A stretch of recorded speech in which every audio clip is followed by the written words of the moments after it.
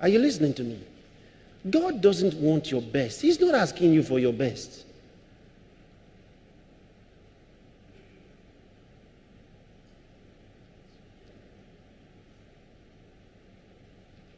He is asking you for what he wants. What he wants.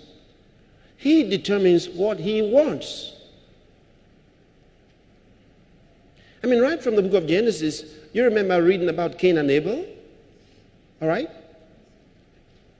Cain offered to God what, as far as he was concerned, was his best. But God said, that's not what I'm asking for. In the law, God also determined certain things you couldn't give to him. If you were a dealer in camels and horses, you couldn't give God any of those ones for sacrifices, even though you were a big-time dealer in camels and horses. He didn't want them for sacrifices. He was very clear. So if you were going to give God a tithe of your camels, he said no. He didn't want any camels. He didn't want any horses.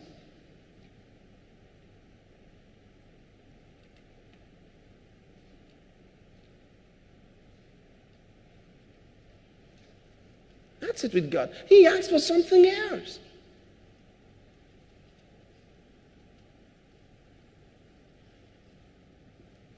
He asked for sheep, goats. He didn't ask anyone to give him a camel or a horse for a sacrifice. Why? He said they're unclean animals. Ceremonially unclean.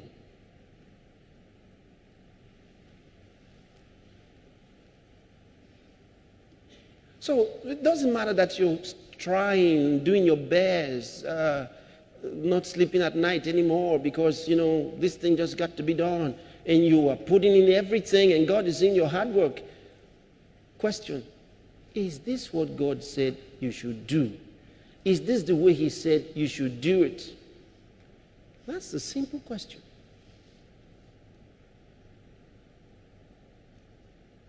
Okay, as a church, you take the tithe and use it to pay your rent. You are wondering why financial frustration is coming to the church. You say, but Lord, we had to pay the rent. That is the point. These are the things that God is teaching you and telling you that you are wrong. Imagine if all the brethren in the church use their tithe to pay their rents, to pay their bills, and whatever else. And they came to church and you said, let's give our tithes and offerings. And they all did like this. And after all the singing, nobody gave tithes. And you said, I noticed that no one gave tithes last week. So I want to know why. You start with brother so-and-so. He stands up to say, actually, Pastor, the reason I didn't pay my tithe was because I was owing on my rent. I knew I just had to pay because my landlord said he was going to throw us out. To the other one, see, so-so organization seized my car. The government seized it. I parked it in the wrong place. And I didn't have anything else. It was just my tithe I had. I had to use it to pay to release my car to be able to come to church. Okay.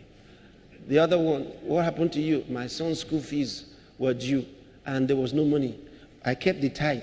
I wanted to pay it on Sunday, but lo and behold, they drove him away from school. I had to pay the fees. With what? The tithe. And you go round and round and round, and the brethren are giving you all this. Do you know what you're doing? That is the kind of church you are raising without knowing. The pastor who uses his tithe to do all those things. That is the kind of church you are raising. They just haven't showed up yet.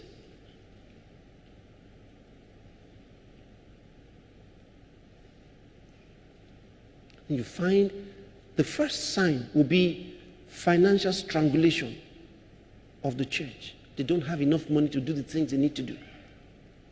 Not enough money, not enough money, not enough money. You start wondering what's happening.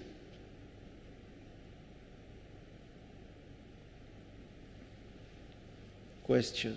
Did you do what God said you should do with the tithe? No, you didn't.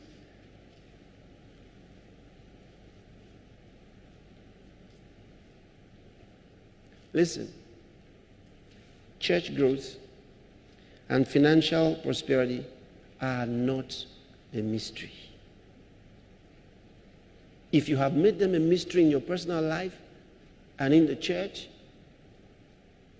it's your problem.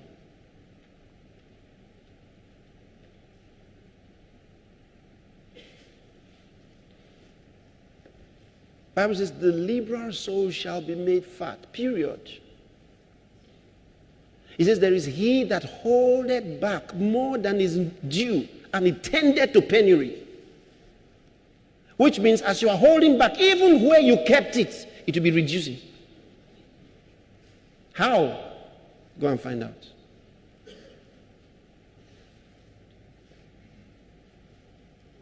So it tended to penury. One of the reasons I intend talking to you about several things during this week, and I really want to talk to you about your finances as well. And I hope that we can have enough time for all the things we need to discuss. Because I really want you to be financially buoyant. Yes, because I know that that's God's dream for you.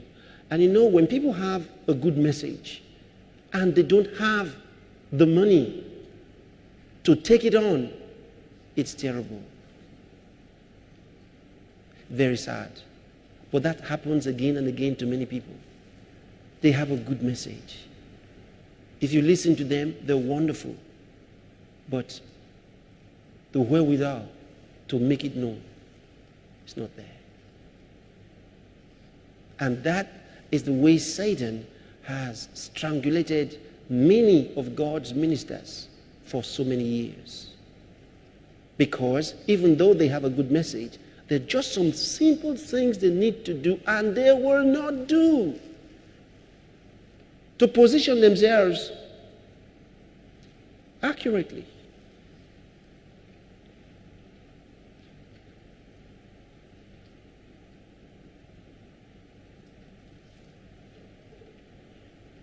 The day you get your freedom, you will know. You'll be glad. When you become free to no longer see yourself according to the money you have in a certain place. When you become free from yourself, free from your mind, it will be a great day. Because, you know, you can hold yourself in bondage. And many have kept themselves in some kind of bondage. It's not Satan. We're not dealing with Satan here. We're talking about just you. You and your walk with God.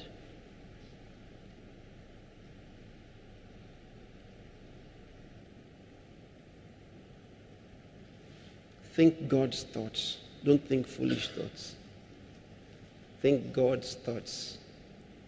Fill your mind with God's thoughts.